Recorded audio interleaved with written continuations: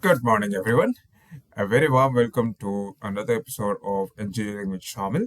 And today we are going to discuss about addressable fire alarm systems. So, if you remember a couple of videos before, I have discussed about two types of fire alarm system. So, the one is the conventional fire alarm system, and the other one is the addressable fire alarm system.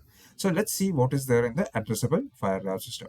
So, we know that in addressable fire alarm system, unlike conventional system where when a fire happens, the panel will give you the location of the zone. Okay, it will only give you the information about the zone. It will not give you the exact location of where the fire has happened. That is happens in, I'm talking about the conventional fire alarm system.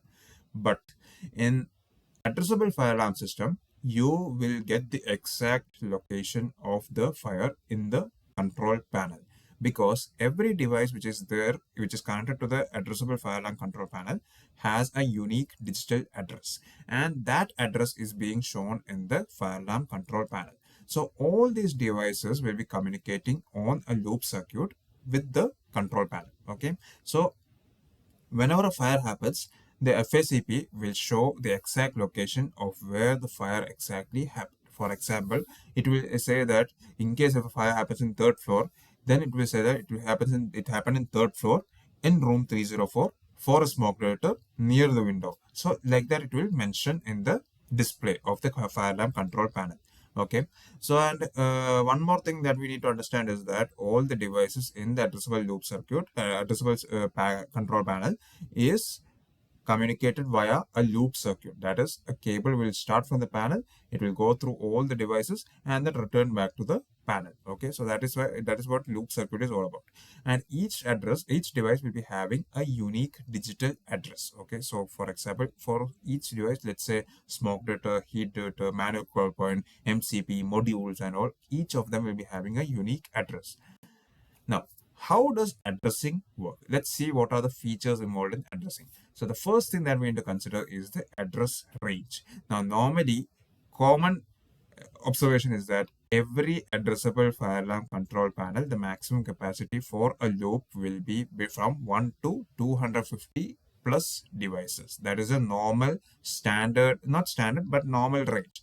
Because sometimes and also it depends on the brand. Some brands will be having up to 125 devices, whereas some brands will be having up to 250 devices. So whenever there is a requirement, there's a client requirement, you need to see what suits the client requirement. Whether if he has more devices, then 250 devices per loop will be fine.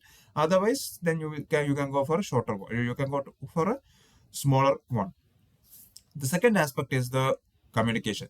So the communication aspect, all the devices which is connected to the loop, they talk to the panel, they communicate with the panel via data signal. And the third one is panel display. So in the panel display, in order to get the exact information of a particular device, we need to, there will be a text description, there will be a floor room indication, and also the device type. This is how a description for the addressing, this is how the description will be shown in the addressable control panel.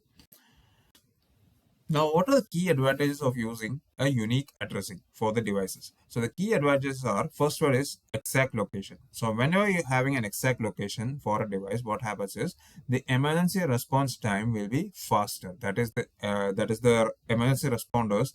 They will not have, they will not be struggling in order to find the location of the device.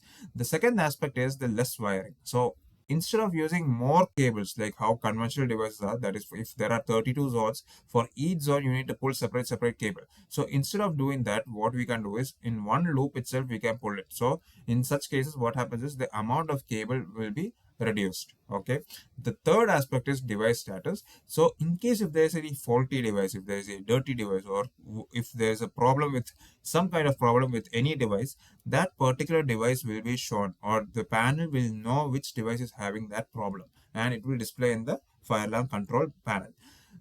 Then we have the fault isolation. So in fault isolation, what happens is the advantages of loop circuit is that whenever a fault happens in a loop circuit, then that particular fault can be isolated because the panel, because the loop, the devices which is located on either side of the loop will be working anyways, regardless of where the fault is located. Okay, but if you see in the conventional panel, what happens is if there is a fault in the circuit, then the devices whichever is there up to the fault, that will be working, but after the fault it will not be working. So this is one disadvantage of the conventional fire alarm system.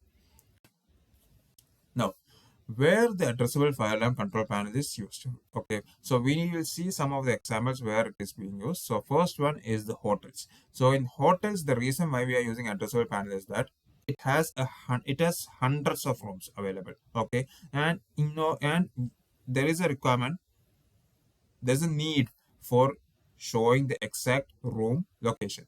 Now the second one is malls. So malls is having a large area and it's a complex layout. So addressable system is suitable for that. Then we have the airports. In airports, it is a place where critical safety is where it's a place of critical safety and faster response will be required. The next one is the hospitals. In hospitals, they protect the vulnerable patients, and they can and in order to pinpoint the alarm, it is essential that addressable system is needed. Then we have the high-rise towers. Each floor will be having so many devices, so addressable system will be again suitable for those locations. And then we have the large schools. In large schools, they will be having many buildings, multiple buildings will be there, and to be centralized monitoring. So these are the applications where the addressable fire alarm system is being used. So a quick comparison between the conventional and addressable system is that, so the conventional system, the location will be in one zone only. Like it will not say which particular point of the zone, but it will say in zone generally. That is, a fire happened in zone. So the responders will have to go there and search for which device has been activated or where the trigger has occurred. But in addressable, that's not the case. You will find the exact device, exact location of the fire. The second aspect is the wiring. So when it comes to wiring, there is more wiring will be required in the conventional part, whereas in addressable, less wiring is required. It's a loop based wiring. So the cost of the conventional fire alarm system is cheaper when compared to the addressable, which is quite expensive. Okay, and the last one is conventional is suitable for smaller buildings, whereas addressable is suitable for large or complex buildings. So this is the comparison between the conventional and addressable system. So to take away or to summarize, the unique addressing, it is about each device having its own address. So the panel will know where and what exactly triggered. And it enables fast, precise emergency response. And it is essential for large or complex buildings. So this is all about the addressable fire alarm control systems. I hope it is clear. I hope whatever is explained in this video is clear. In case if you have any questions, any queries or doubts, kindly post them in the comment section so that I will be able to answer them. Thank you once again for listening to my video. And before signing off, I would humbly request all of you to kindly like, share and subscribe to my YouTube channel. Thank you once again, and I am signing off. Good day to you.